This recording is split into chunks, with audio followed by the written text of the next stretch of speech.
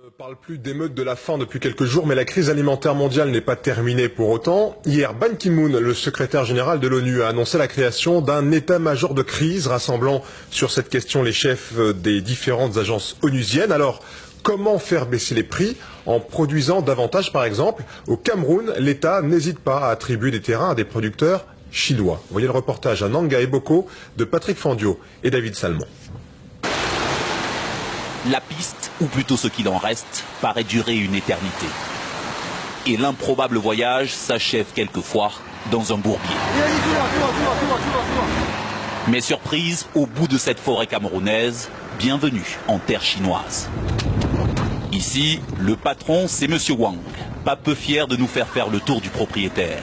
Sous son contrôle, à terme, 10 000 hectares, 100 millions de mètres carrés. Le Cameroun nous les a gracieusement offerts pour planter les céréales. Pour l'instant, c'est un champ d'expérimentation. On teste 200 variétés de riz pour avoir les meilleures semences. Semences et décors de rizières chinoises reproduites jusqu'au poste de surveillance, où est gravé l'inévitable poème patriotique célébrant l'odeur du riz.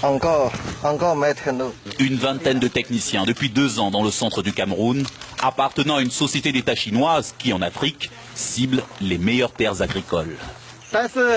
Bon, c'est vrai, il y a beaucoup d'arbres. Il va falloir tous les couper. Mais il y a du soleil, la terre est très fertile et l'eau coule en abondance.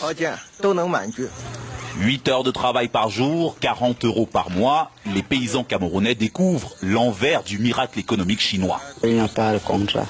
Tu as un accident, toi-même tu vas t'en occuper. Tu es même malade, toi-même tu t'occupes de toi-même.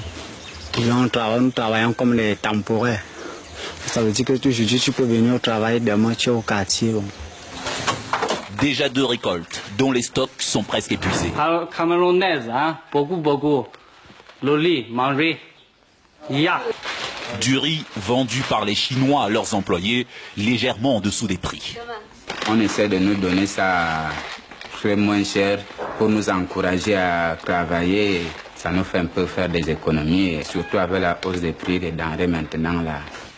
Mais avec cette flambée des prix, les Chinois peuvent vendre leur riz camerounais beaucoup plus cher sur le marché mondial, sans résoudre la crise alimentaire locale. L'engrais doit être au moins à 8. C'est en tout cas la crainte de cet exploitant, lui aussi dans la production de céréales. Si les Chinois sont en train de s'installer, ce n'est pas pour vendre aux Camerounais, c'est pour exporter. Ça, j'en suis sûr. Qu'est-ce qu'on va voir dans les années à venir? Les gens vont commencer systématiquement à exporter les céréales de ce pays, parce que la demande est là. D'après des chiffres non officiels que se garde bien de confirmer Pékin, la Chine exploiterait déjà quelques 20 000 hectares de terres agricoles en Afrique. Une banque d'État chinoise encourage même là-bas les paysans sans terre à venir s'installer sur le continent pour produire davantage et satisfaire l'immense besoin du marché chinois. Une demande qui alimente l'envolée actuelle des cours mondiaux.